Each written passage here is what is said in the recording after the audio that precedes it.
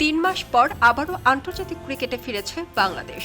পাকিস্তানের বিপক্ষে ম্যাচটি দেখতে মাঠে এসেছেন প্রধানমন্ত্রী তারেক রহমানের কন্যা জাইমা রহমান।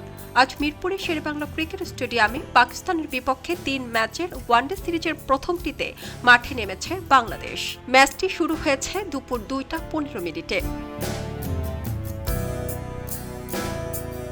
এদিকে ম্যাচটি মাঠে বসে দেখতে টসের পরপরই স্টেডিয়ামে উপস্থিত হন জাইমা রহমান। পরে বিসিবির প্রেসিডেন্ট বক্সে বসে খেলা উপভোগ করতে দেখা যায় জাইমা রহমানকে।